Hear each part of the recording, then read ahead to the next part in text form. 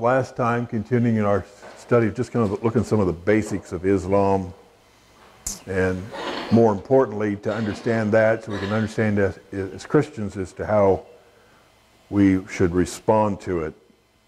We talked quite a bit last time about the Quran and some of the verses out of the Quran, and started showing some of the significant differences between Islam and Christianity, using the Quranic verses themselves, and showing that obviously one of the fundamental differences that we have is centered around Jesus Christ himself.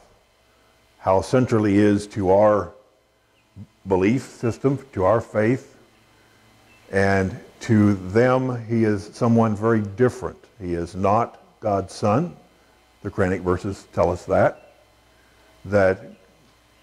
God or Allah is not a trinity, he is an individual, that Christ did not die on the cross for the world, that he, although he was born of a virgin, although he did live a sinless life, although he did perform miracles, and note that Muhammad doesn't claim any of those. In other words, he does not claim to be born of a virgin birth, he does not claim to have lived a sinless life, and he does not claim to have performed any miracles, nor does he claim to have given any prophecy. He makes no claims about that whatsoever. And the Quran does acknowledge that Jesus did not die, that he went directly to heaven, but they say he did not die on the cross. All that was a misunderstanding. It was somebody that looked like him, and that when he does come back, he will come back and inform the world that they totally mistook everything he did, that he is not the Son of God, he is not deity, he is merely a prophet, and that he is converted to Islam, and that he wants everyone else to join him in that. And so we see that there are substantial differences in the core values, which does have an impact on the idea of how far can we go in accepting of the Islamic religion. Is it a religion in which there's significant commonality between us? There is on some of the secondary issues, but not on the primary issues. We are substantially different. And unless you believe in the idea of there are multiple truths, the whole idea of situational ethics, that truth depends on the circumstances, because that's exactly what you'd have to believe to accept both Christianity and Islam, since the angel Gabriel, who supposedly gave this revelation from Allah to Muhammad, gives entirely different messages. A message to Mary of the Bible saying, you are going to bear a son, he will be the Messiah, he will be here for his people. There will be peace between God and because of what he has done, versus what Gabriel supposedly told Muhammad, in that Jesus was merely a prophet, he was not deity, he did not die for the sins of the world, did not die on the cross. None of that's true. And so you'd have to believe in situational ethics to believe in that. I want to continue looking at the doctrinal differences just so we can somewhat understand what some of the basic fundamentals are with Islam, and so we can better evaluate where we're at. We've looked at the Quran, we've talked about the Hadith, the importance of the Hadith in the Islamic religion, and now I want to look at what many of you have probably heard of in some form or another, Sharia law, which is part of the Islamic code and the belief system. Sharia, and you'll find that as you look, some of these words are spelled different ways depending on your source. I talked about the Quran had at least 4 different spellings: Q-U-R apostrophe A-N, Q-U-R-A-N, C-O-R-A-N, and K-O-R-A-N. And that's the same way, and many of these words will have different spellings. And I'm not an Arabic speaker, don't profess any knowledge of Arabic, but as I understand it from studying, it's because Arabic and English don't exactly translate word for word with each other. We don't use the exact same letters, so when people try to spell words in English that are from Arabic translations, there is some room for debate exactly how you spell it.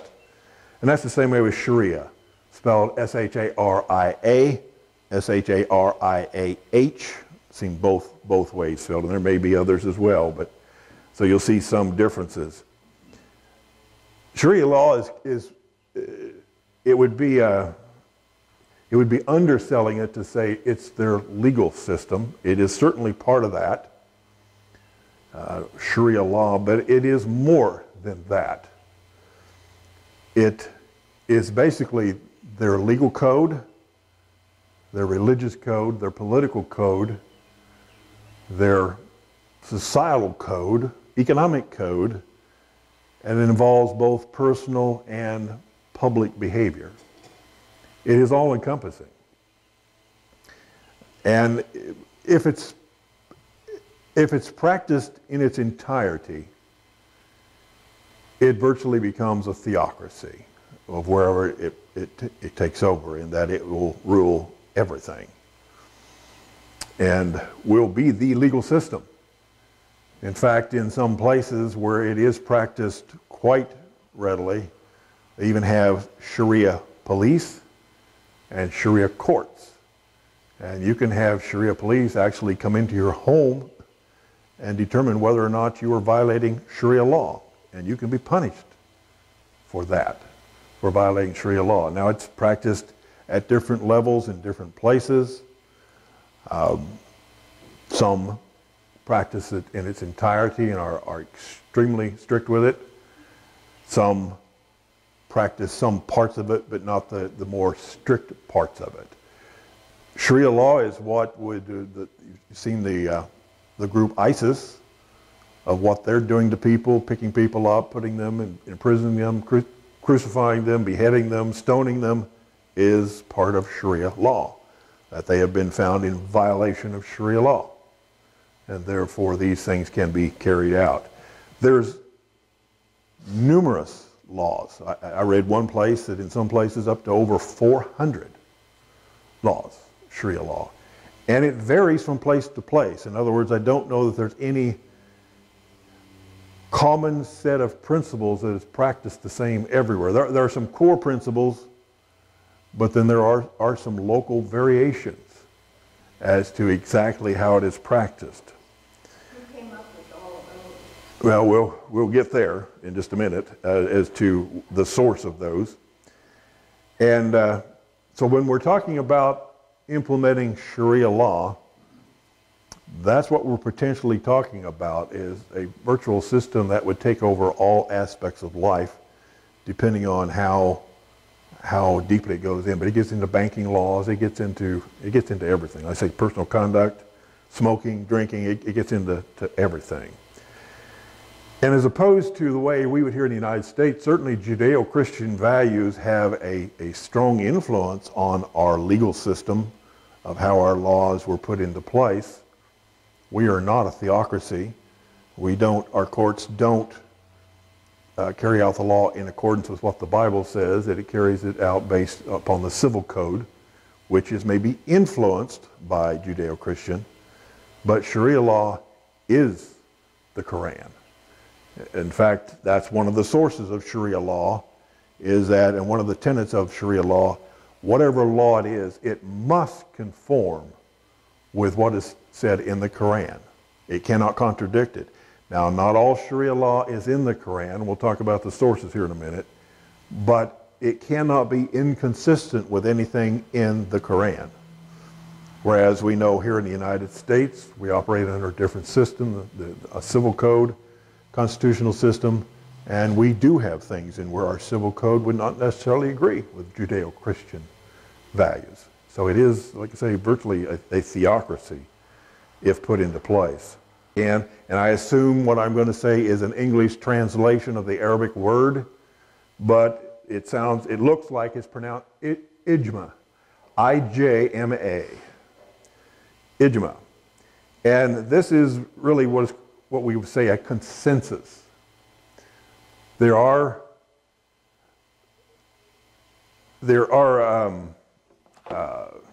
perhaps I've missed one. Well, I have missed one here. Let me back up before I get to the isma. We'll come to that next. The secondary source is what is called the Sunnah. S-U-N-N-A-H, at least is one spelling of it, the Sunnah. And what it is basically things that you don't find directly addressed in the Quran, but are things that are attributed to Muhammad. Either he said this, or he did this, or he was asked a question about it, and he responded in a certain way to the question. So it is again a source. The source are either his family or his companions, and from what I gather, the word companions, it would be how we would almost use the word disciples, people that were close to him. What they said, he said, or did, or addressed. And so it's either that Muhammad brought it up on his own and addressed a particular issue, that's part of the Sunnah, or they observed him responding in a certain way to something, in other words, his practice, and recorded that, and that is part of the Sunnah, or somebody directly asked him a question about a particular topic, and he provided an answer. That's part of the Sunnah. And some of those are recorded in the Hadith, some of them are elsewhere. But this is also a source that they would rely upon in more or less to clarify things that maybe aren't that clear in the Quran. And I don't know that these things are perhaps all that different. We could probably go to the Roman Catholic Church or other places and say, we have similar things where we have writings that try to explain the Bible, try to interpret things that aren't that clear. So, you know, it's not that different. It's just different words, different things. How we interpret it may be different, and we'll talk more about that later. Then there is this third source, and that's what I was referring to as the ijma, the I-J-M-A, which is a consensus. And this is based on a statement that Muhammad made that the Muslim community would not come to a consensus on anything that was wrong. So you could assume if it was a well-accepted principle, what we might call mores or folkways, if it was a well-accepted principle within that community, then it was assumed they were led by Allah to that consensus, and therefore, by tradition, that would become part of the Sharia law. And this is where you get some variation from location to location, is exactly what all is in the Sharia law. Some of it is based on tradition and particular geographical locations and how they interpret it. Now, although Muhammad would have said the community in general, that it's how the people in general would interpret this, it is more likely how Islamic scholars would interpret it, and a consensus of them. In other words, those that study this, and what they say is right, their interpretation, and how, and if they can form a consensus that not just a majority, but they could all come to an agreement that yes, this is how this applies. That would be a form of Sharia law. And then the fourth major source that they would use is called, again, whether I'm pronouncing this right or not, don't know, but Qiyas, Q-I-Y-A-S. And again, different spellings depending on what source you look at, Qiyas. And this is basically some sort of legal precedence. The scholars would, by analogy, come to a conclusion that this is right, even though it's not directly mentioned in the Quran itself.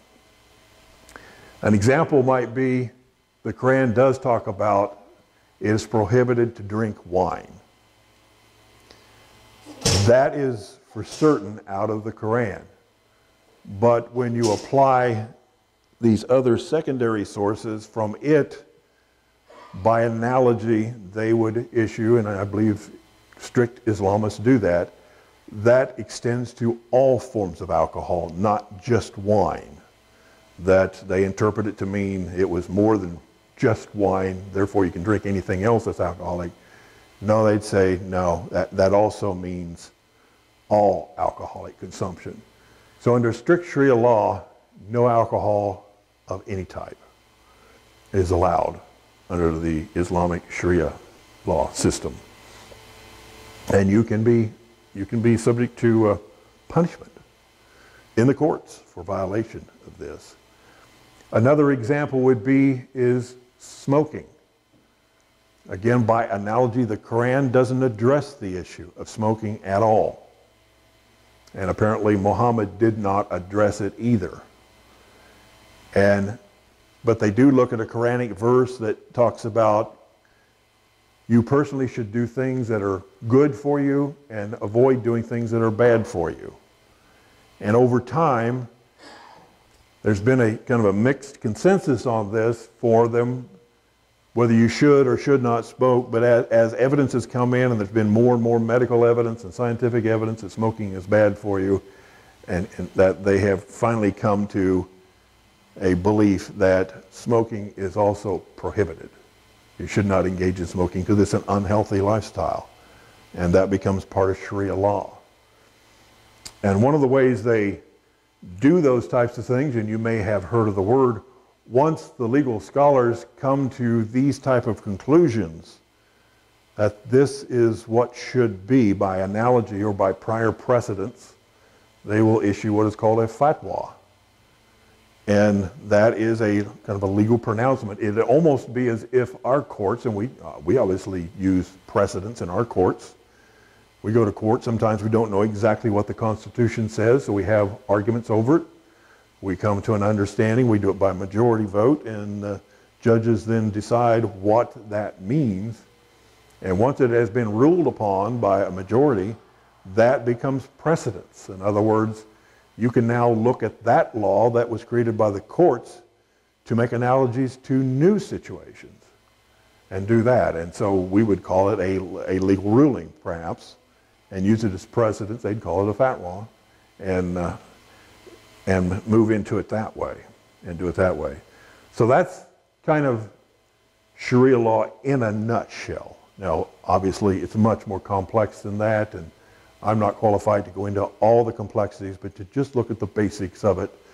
So when you hear some of the familiar words, you kind of have an idea of what are we talking about when we do this.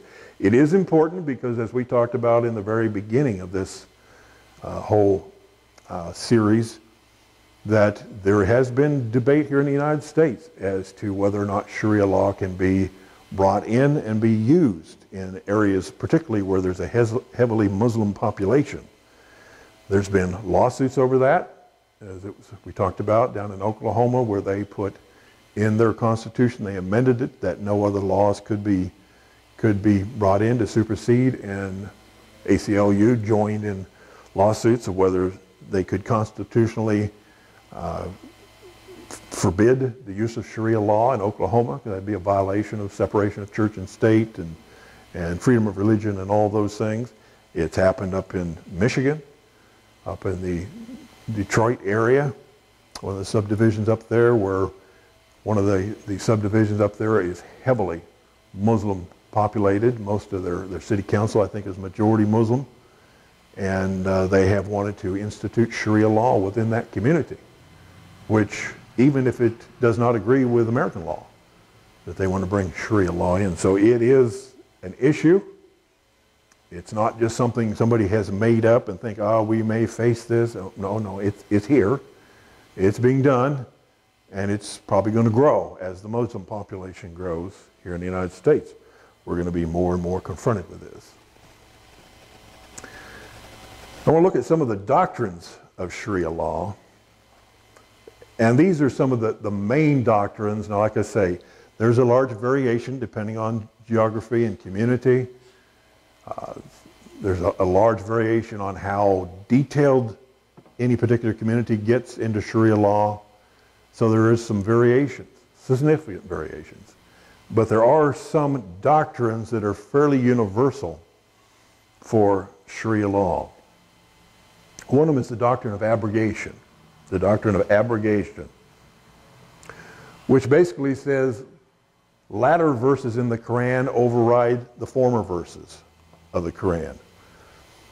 The Quran itself, I think there's 114 chapters, or what they call surah, in the Quran. The Quran is not organized in a chronological basis. It's organized on longest verses first, shorter verses second. So it goes from the longest to the shortest as you go through the Quran. And what's difficult, unless you probably do a lot of studying, is to pick up any particular chapter out of the Quran or any particular verse and decide exactly when was that written. At the beginning of Muhammad's life, or, well, of course, the Quran itself was actually put together after Muhammad's death, but when was it supposedly issued that he gave these instructions? Towards the beginning of his life or more towards the end of his life? It varies quite a bit depending on where the verse falls in here. But about 86 of those chapters were written when he was in Medina. Because remember, he was born and raised in Mecca, and then when he started talking about his visions and the Islamic movement, he got run out of Mecca and he fled to Medina. And his teachings changed. In the beginning, about 86 of his verses were written in the first part of his life, or 86 chapters, and the rest of them in the latter part of his life, and they changed significantly over his lifetime, particularly in the area of peace versus violence. In the beginning, a lot of his teachings were peaceful, and they taught nonviolence to a large degree. They were peaceful. But that's during the time period when he got kicked out of Mecca, and when he was in Medina, then over time his views changed towards violence. And he saw that he wasn't getting anywhere by peaceful means.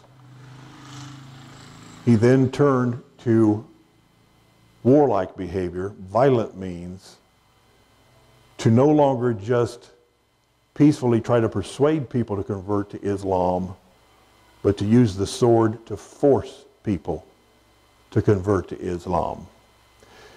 That's where we get into some interesting discussions, and beyond what we'll go into here, but just food for thought. What I talked about in the very first session that I started, the interpretation of the word Islam. Some people said it meant peace. Some people said it meant submission. And I did get at least one question on that, I guess, in response to the internet video that we had of the session, questioning where I got that. I assumed that person believed that it was peace, and therefore my interpretation of submission was erroneous. Maybe that's not what they meant. Maybe they were just legitimately asking, where did I get that? But in all the sources that I read, virtually all the sources, and I typed in it to Google in a neutral basis. I didn't type in, does Islam mean peace, or does Islam mean submission? I just typed in, what does Islam mean? And I looked at a number of sources, including some Islamic sources, and dictionaries, and encyclopedias, and those types of things. And the vast majority said it means submission. And I said at that time, submission in itself would not be a negative word. We would, as Christians, say the same thing. Submit to the will of God, to submit to Jesus Christ. That's something we would say as well. And I said what it hung up on is whether it was a voluntary submission or forced submission. Well, that brings us back to this doctrine of abrogation. Initially, it was a peaceful teaching. Voluntary submission. It later became forced submission to Allah by the sword. Muhammad led a group of people. His forces grew. He engaged in violent activities, attacked caravans, and things of that nature. His power grew, his wealth grew. He was putting taxes on the caravans. And as he became successful, at least by material means, and often within the world, people flocked to somebody who's successful. His power and following grew to the point that when he became strong enough and when enough people behind him, he returned to Mecca, and he had been using violence throughout the countryside, and he returned to Mecca, and they engaged in some battles, but he was defeated, and so he entered into a peace treaty with them for a year until his armies grew, and then he attacked them again and subdued Mecca, and as I understand it, quite a slaughter took place. And that's how he pretty much predominated. Now he went from peace to violence. Muslims would say that is progressive revelation, that the Quran teaches that truth changed according to circumstances, and that yes, indeed, when you were weak in comparison to the surrounding majority group, be peaceful. Fly below the radar, don't cause trouble. But when you become powerful enough that you can stand up directly against the majority, jihad. You can move against violence and subdue by force. And that is what is taught. So when you have people tell you that jihad is a peaceful thing, there is truth to that depending on which part of the Quran you're looking at. In the beginning, jihad was considered an internal war with someone with themselves. Just as Paul wrote in Romans chapter 7 when he talked about, you know, I have a war going on inside of me. What I know I should do, I don't do. What I don't want to do, I do. Oh, wretched man am I. That internal struggle, what we might call the process of sanctification, of hopefully over time becoming better and better and conforming more and more to God's will and what God would be teaching us is how we should be acting. That's how jihad was initially taught. So if someone says jihad is just a matter of peace and it's basically an internal struggle, they are right. That's the way it was originally taught. But if you move towards the latter days, it was considered jihad a holy war against the infidels, and by violence is what it was. The idea of progressive revelation, peace when peace was called for under the circumstances, war when war is called for under the circumstances, and it reflected Muhammad's life itself, exactly how he responded to his circumstances. Peaceful when weak and few followers, violent when power was gained, and now we could go move against the majority group, the major tribes, because it was very tribal back then. Doctrine of abrogation, and that still exists today. And so they would teach that the latter verses that were written in the latter part, and there are conflicts between them. You can look at them, and they don't agree. That is how the Muslims explain those conflicts, say, well, it depends on which part of Muhammad's life it was said, and it depends on the circumstances as to which one applies. And so that has some important ramifications as we look at our dealings with Muslims, in that what are we dealing with? Are we dealing with peace as a temporary means until strength is gained? and then a willingness to go to violence. Exactly what are we talking about? And it's important because I've had that experience in performing over 20,000 hearings with the state when I worked for them in adversarial hearings. I've had it in several other contexts, including in this church. It's important to understand how we're defining words, because what can happen, you can have people, two different sides, using the exact same word, and people then defining that word in accordance with their common usage, thinking we have one thing and not realizing the other side was using a different common usage, and therefore we're not talking about the same thing at all. That's part of contract law. You have to have a meeting of the minds. In other words, both sides have to agree on the material aspects of the case. One case I wasn't involved in, but it was part of our law school studies. Multi-million-dollar lawsuit came over the word chicken. It was a wholesaler of chicken selling it to a processor of chicken, and great deal of money involved. And now it came down to, well, were we referring to fryers, or were we referring to boilers, or were we referring to laying hens? What chickens were we talking about? And it was decided there was no meeting of minds because one was talking about one thing and one was talking about another. Therefore, there's never an agreement.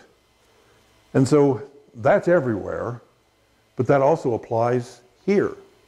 As we look at how do we, as Christians, deal with Muslims, to make sure we understand exactly how are we defining these words, exactly how are we defining the principles.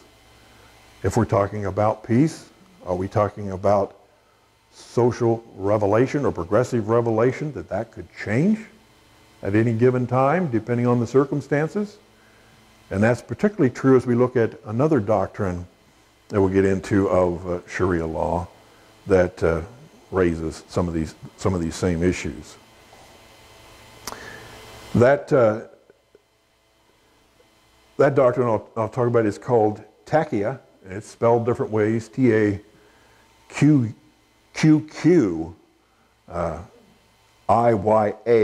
and some put an H on there, so there's multiple spellings of it, taqiyya. And this means, we've talked about a little bit, that under Sharia law, it is perfectly acceptable, and Muhammad taught this is in the Quran, that you can say what you need to say in order to protect yourself, or to protect Allah, or to protect Muhammad, or to protect Islam, or to advance the cause of Islam, even if it's not true. You can say it. And that's okay, as long as you're doing it for that purpose. So in other words, what you say may not necessarily be true, but if it advances your cause under your laws, you can say it because it advances your cause. Even if it's true and you know it's not true, you can say it. And if you make an oath, you can break that oath if circumstances brings a better deal along. So in other words, there is no handshake and we now say that's absolute ironclad. No. It's ironclad until circumstances change and now there's a better deal that can come along. i.e., Muhammad made a peace treaty with Medina or Mecca for 1 year until circumstances changed and they raided them and slaughtered them. Taqiyya, that's an acceptable thing within Sharia law. Now, Muslims are not to lie to other Muslims, but Muslims can do this to infidels. And anybody who's not a Muslim is an infidel. You and I are infidels. And so that also raises some serious questions when we enter into agreements with people of the Islamic faith. Are we dealing with ironclad guarantees here? Or is the principle of taqiyya apply, that it is binding only so long as they decide it's binding until circumstances change and then they're free? Now think how that compares to what the Bible teaches and what Judaism teaches. What do we say about lying? What's the commandment? Thou shalt not bear false witness. That doesn't apply to only Jews or Christians. It applies to everybody. In other words, you're not to bear false witness against anybody. Who does it say is the father of all lies? Satan, the father of all lies. That is his primary method of operation, lies. So you can start to see significant difference between the two. Now again, I have my opinion of which one's right, but I'm willing to give, this is a free country. The country accepts freedom of religion. If that's their principle, and if that's what the Quran teaches and that's what they believe, that's fine. They're allowed to do that, and I can have a different opinion and do something different, but we have to consider it if we're engaging in some sort of agreement with each other. What principles are we applying? Here's principle overrides whose, and when we say this is an ironclad guarantee, how are we defining that word? Ironclad, and this, you can take this to the bank, my word's my bond, or are we defining it, my word's my bond until it's not, until circumstances change, or my word's my bond as long as it protects me or advances the cause of Islam, even if I know it's not true when I tell you that. And all sorts of agreements that are going on the national and international level has to be considered. Another doctrine, which kind of goes along with this, the doctrine of slander. We have slander laws here in the United States. You can sue somebody who slanders or libel, and slander means they say it verbally, libel means they say it in writing. But if they lie about you and cause you harm, you can sue somebody over that. But there is a defense to slander or libel. Truth. If what I say is true, maybe I'll call you a dog and you want to sue me. If I can prove you are, I can say it. Either in writing or verbally. I can say it. Not under Sharia law. Sharia law, slander is anything that offends a Muslim. Truth is irrelevant. So if I say something about a Muslim, and this particularly applies to non-Muslims, against a Muslim, even if it's true, that is slander. And that is punishable under Sharia law, because you have said something that offends. This has significance because there is a real assault going on internationally against freedom of speech. I don't know whether you realize it, but we are one of the last developed nations to still honor the concept of freedom of speech. It's going away in a lot of places. Most of Europe, it's gone. Canada, it's gone. For Australia, it's gone. And with some of the laws that are being developed, Canada is one of them, but it's also in Europe. If you say something that offends a Muslim, true or not, you are guilty of hate speech and you can be incarcerated for it. There's cases up there of pastors that are talking just as I'm talking right now. And if this is considered what I'm saying offensive to a Muslim, I could be in violation of hate speech and incarcerated for it. There is an attempt by the Islamic nations to impose that through the UN as well, to declare hate speech as anything offensive to Muslims. Truth is irrelevant. So you've got to think about that too when we see, I mean, it's one thing for people to say to us, I'm against hate speech. Say, I am too. I'm against people lying about me. Well, yeah, I am too. It's another thing to say, I'm against people saying anything against me that offends me, even if it's true. That we can go to court over that and get them thrown in jail for doing it. And that has been done.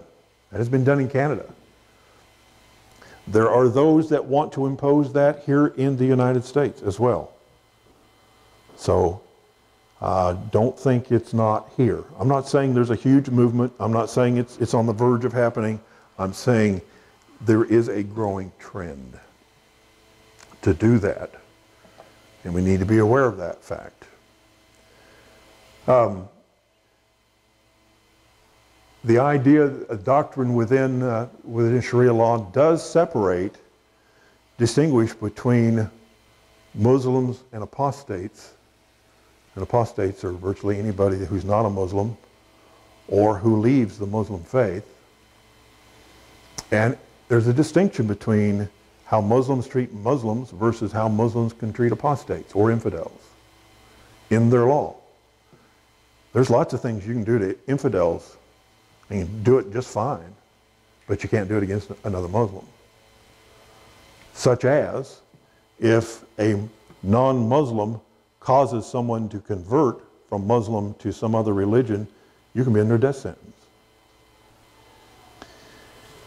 Whoever converts from the Islamic faith to another faith can also be put under a death sentence for doing that.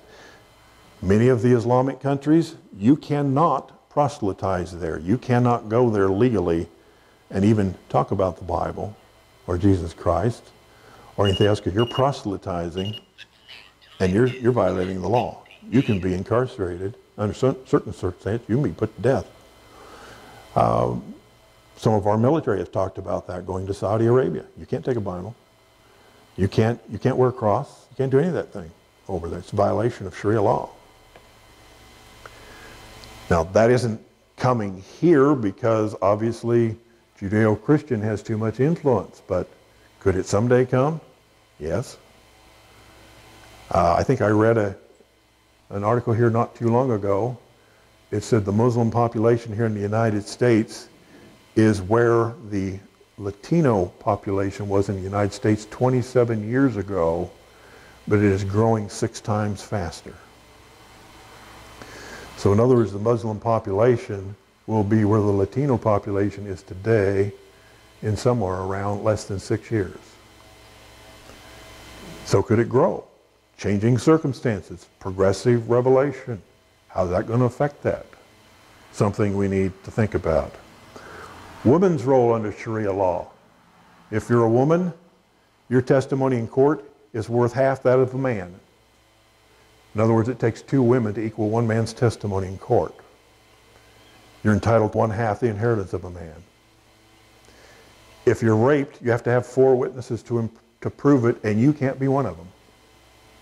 You have to have 4 other male witnesses to agree that it was rape, or you can't prove rape, and your testimony is virtually irrelevant. If you're a woman, you can get a divorce only if your husband will allow it. Your husband can divorce you by his own initiative, and you have no say. If you're divorced and have children, any child 6 years old or older, the custody automatically goes to the male. And if any of your children are under 6 years old, the woman has custody until they reach 6. And then the custody goes to the male. Now, is that important? Yes, we've had some cases here in the United States where American citizens marry someone of the Muslim faith and live in Islamic countries, divorce their husband and bring their children here. And they have come here and filed lawsuits seeking under Sharia law. Those children have to be given up by the mother and go with the father back to the Islamic country. That has happened here in the United States. Those type of things happen.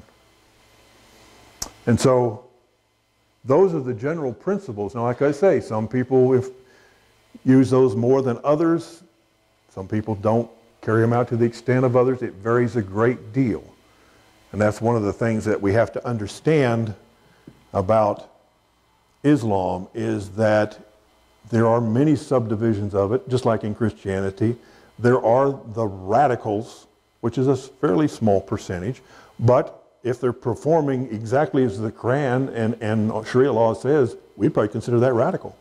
That's what the Quran and Sharia law teach. Within that subset are what they call the apocalyptic Islamists, and Iranians would be that, ISIS would be that. They believe in the end of days rules, in that basically it is their duty to create chaos in order that the 12th Imam, someone who lived several centuries ago, they think is coming back, and that he's going to help them usher in the caliphate, which is a worldwide Islamic world, completely dominated by Islam. And you will either convert to Islam or you will be killed. That is the radical group. Now, like I say, we talked about it in the beginning, perhaps 90% of Muslims do not believe in that. But if 10% does, and some of the polls, Pew polls show that, 7 to 10% do believe in that, given the fact there's 1.6 billion Muslims in the world, that's 160 million people that are in the radical category. If it's only 1%, it's 10,600,000 that are in the radical camp. And the problem is some of the nations are that way. In Iran, in 1989, they put in their constitution to promote holy war and jihad and the caliphate. Death to Israel, that's their state position. So it doesn't make any difference whether most of the Muslims don't agree with it. The ones who can't do. And some of those people are trying to get nuclear weapons. And they believe that chaos and killing of infidels to usher in the 12th Imam is their duty under holy war and jihad. And so we also have to consider that when we look at this idea when our president tries to put in some concerns about who's coming into our country and require extreme vetting, and people say, oh, that's just discrimination. That's just being mean-spirited because Islam is a religion of peace. Well, perhaps 90% are, but 7 to 10% aren't. And it doesn't take a very big population to have one nuclear weapon to have a great impact on this nation. And so it's something we need to consider. Okay, I'm running way over time, and I'm really not even done yet. I thought I'd be done May today. Any questions or comments? I think what you said is pretty self-explanatory. Well, it's food for thought, and that's what this lesson's about, food for thought. If you disagree with me and think I'm all wet, that's fine. I don't care. I'm raising the issues and saying, think about it. Study on it. Decide what you think is right. Just think about it. Just don't ignore it. That's basically what I'm saying. And you come to your own conclusions. I've come to mine. You come to your own conclusions, but think about it. Give it some thought. Don't just ignore it, because it is a serious growing issue. Could God be using this to bring on a one world government? And Certainly there are people that would say that, yes. Would I fall into that camp? Yes. Now that's my opinion. There's a lot of others that say I'm absolutely, totally nuts, that that's not true, and I've totally mischaracterized Islam. That's fine. They're entitled to their opinion. Facts are facts. Like I don't know who said it, you're entitled to your own opinion, not to your own facts. I'm presenting the facts as I understand them after studying this issue. You can decide, anybody can decide where they want to come. But I would say, yes, that's certainly something we ought to be considering as we look at biblical prophecy and look at end times and look at their apocalyptic view of end times and say, does this start to match up with something we know, what the Bible tells us? Or is this just totally out in left field? It's important we do that. Well, I have a very optimistic view on this. And that is that we are in such a dreadful condition that only the return of Christ can save us. And I would agree with that. I think the United States is in some serious trouble because of our our overall, probably national psyche of how we look. We no longer have a biblical worldview, but we have a humanistic worldview, and it affects our policies and stuff. And I'm in your camp. I'd be there too. Over 50% of the American people are opposed to immigration restrictions. Right. Right.